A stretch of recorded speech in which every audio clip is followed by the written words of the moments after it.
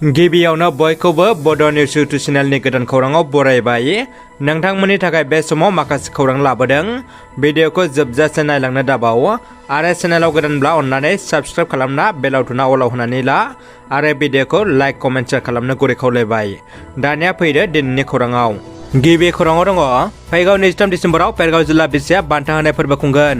बर' सिने artist association पेरगाव जिल्लानि बानजायनायाव पेरगावनि बड'फा फोथाराव फैगौ 23 दिसेम्बर अक्ट'आव सानसेनि मेहेरगोनां बायदि हाबाफारिजों गिबि एवार्ड फेस्टिभेल खुंगोन। बे एवार्ड फेस्टिभेलाव बाहागो लानो जिल्लानि सिङाव थानाय गासै हारिमु सिबियारि आरो अनफावरि रायजो राजाफोरखौ ज'ज'यै बाहागो लाना थुलुंगा होफैनो गुवारै खावलायहरदों।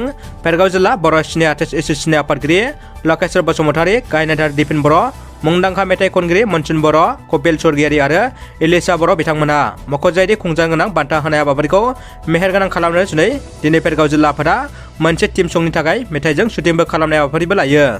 मोजां दालां गैयिनि थाखाय दुखु मोनदों सिंगिमारि गामिनि रायजो राजाफ्रा। क'क्राझार जिल्लानि गसाइगाव महकुमानि सिङाव थानाय 2 नं गुमा बियामनि सिंगिमारि गामियाव गंसेबो दालां मोजां गैयिनि थाखाय रायजो राजाफ्रा थांलाय फैलाय खालामनायाव जाल्लायाव गोग्लैदों होननानै दुखु मोननाय फोरमायदों। चिरां जिल्ला बनसु आरो बडलेण्ड जनजाति सुरक्षा मन्चआ मैया जिल्ला बेंगिरिनिसिम मेम'रान्डाम होदों। थांनाय 9 दिसेम्बर 2022 हरनि जाथायखौ लानानै बिथांमोना बे मेम'रान्डामनि गेजेरजों जिल्ला बेंगिरिनिफ्राय आसा खालामदों आरो दाबि दैखांदों दि गुलि गावनाय दायनिगिरिखौ थाब साजा होनांगौ आरो बेबायदि खामानि मावनायनि थाखाय थुलुंगा होग्रा मानसिफोरखौबो हमनांगौ होननानै दाबि दैखांदों। मिरु दुलाराय बर' फरायसा आफादनि मेंनो रोङै गोख्रों आरो सांग्रां लोगो हारिमु नेहाथारि, गौहाटी मुलुगसोलोंसालिनि बर' बिफाननि संजिरगिरि, PhD रिसार्च स्कलार, गरेस्वरनि गुरुम्बा गोजौ फरायसालिनि लोगो फोरोंगिरि मुर्सिमा कनिका बर' बिथाङा 11 दिसेम्बर 2022 खालाराव मोनाबिलि 7 रिंगायाव गारनाय हरखाब जाब्रबथायजों अबथिरायै जिउ गोमायो।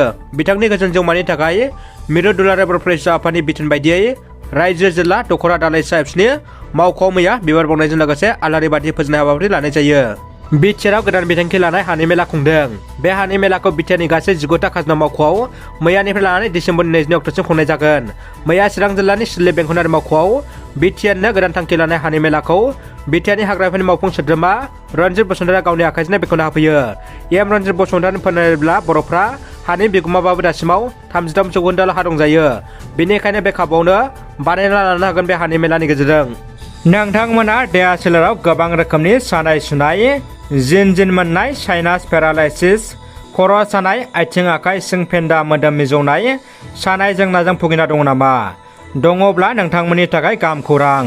बेफोरबायदि देहा सोलेरनि सानाय सुनाय जेंनाजों सिखौ फाहामथाय होनो थाखाय चिरां जिल्लानि बिजनी महकुमानि साहा 10 किल'मिटार जानथायाव थानाय बर' बाजार आयुर्वेदिक थेरापि सेन्टाराव फाहामथाय लाफैनो हागोन, जेराव गोबां बेरामिफ्रा डाक्टार अजाजों फाहामथाय लाना रोजा रोजा रां गारसेयावबो नांगौ बायदि मोजां फिथाइ मोनाखै।